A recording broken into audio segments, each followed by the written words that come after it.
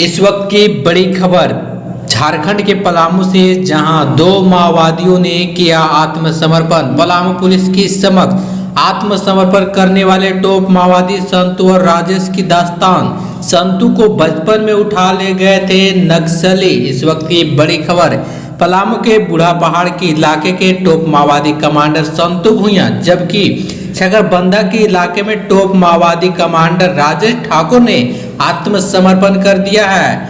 इस वक्त की बड़ी खबर, संतू भुइयां पर झारखंड की सरकार ने 5 लाख रुपए का इनाम रखा हुआ था। बुधवार को आयोजित एक समारोह में पलामू रेंज के आईजी राजकुमार लकड़ा, पलामू डीसी ए2 Palamu SP Chandan Kumar Sinha, Garhwa SP Anjani Kumar Jha, CRPF 134 battalion के कमांडेंट सुदेश कुमार के समक्ष दोनों टॉप माओवादी कमांडरों ने आत्मसमर्पण किया।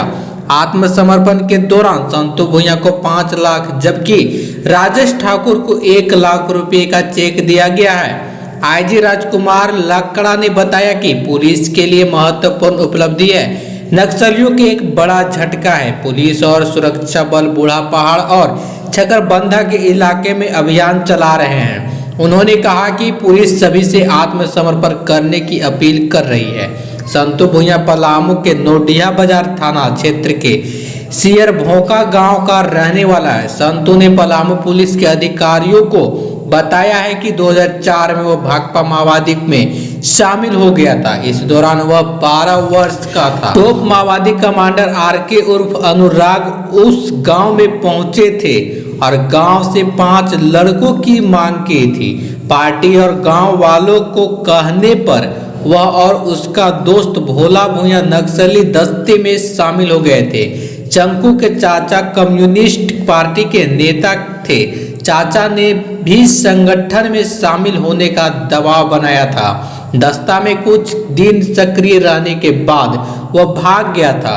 बाद में माओवादी उसके गांव में पहुंचे थे। जमीन पर खेती करने से परिवार को रोक दिया। माओवादी के दबाव में हुआ फिर से नक्सली संगठन में शामिल हो गया। बाद में वह माओवादी का सब जोनल कमांडर बन गया। संतू भुइयां पर झारखंड और बिहार में दर्जनों बड़े नक्सल हमले को अंजाम देने का आरोप है। पलामू पुलिस ने छतरपुर के एक नक्सल हमले के मामले में संतू भुइयां के न्याय हिरासत में भेज दिया है। संतू भुइयां 2012 तक झारखंड बिहार सीमा, जबकि 2012 के बाद बूढ़ा पहाड़ में सक्रिय था। 2012-2013 भंडरिया के तत्कालीन थानेदार पर हमला करने का आरोप संतू भुइयां पर है। इस हमले में थानेदार समेत 13 पुलिस जवान शहीद हुए थे। आत्मसमर्पण करने वाले टॉप माओवादी कमांडर राजेश ठाकुर ने पलामू पुलिस के अधिकारियों को बताया कि 2014 में वह नक्सल संगठन में शामिल हुआ था।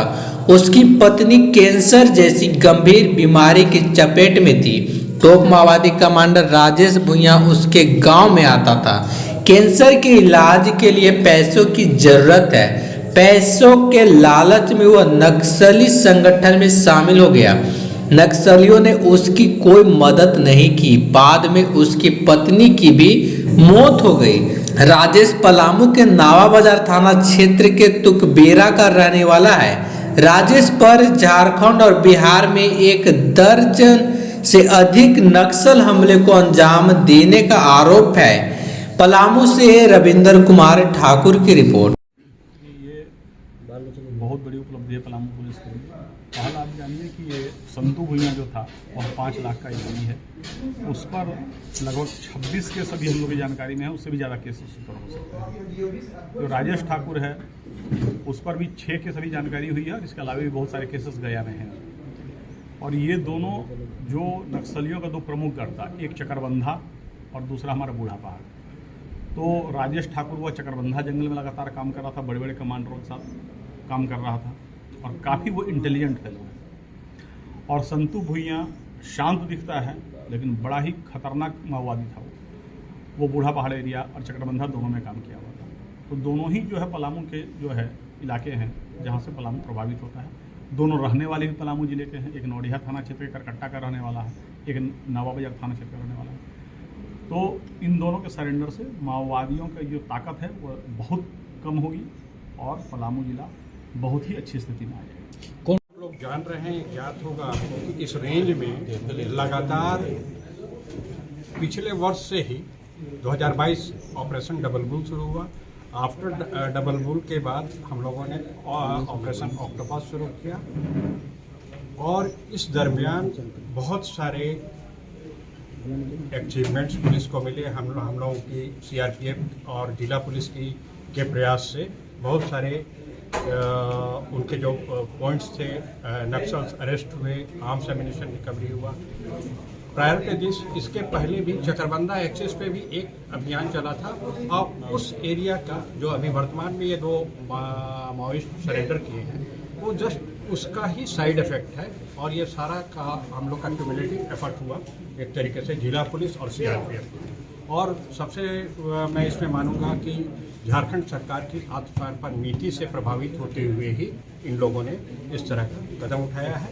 ये जो अभी सरकार का जो आत्मसमर्पण नीति चल रहा है उससे प्रभावित होकर और हमारे पलामू एसपी सिन्हा वो हमसे बात किए और हमको मैंने समझाया और मैंने बातचीत किए। इसके चलते उनसे प्रभावित होते हुए हम आत्मसमर्पण करते। हथियार उठाने का कारण क्या था? हथियार उठाने का कारण यह था कि मेरा घर लगभग जंगल की तरफ है और उन लोग आते जाते रहते थे, तो वहाँ पे अगर मैंने बोलते कि कुछ समस्या है तो चलो संगठन में समस्या हल कर देंगे, पैसा देंगे, रुपया देंगे, ये करेंगे, बना देंगे, घर बना देंगे, इलाज करवा देंगे, पढ़ा लिखा देंगे बाल बच्चे लोग के, और वहाँ पे जाने पर कुछ नहीं होता है। कितने सालों से कब से आप शामिल हुए? हम लास्ट 2014 में गए हैं, 15 में।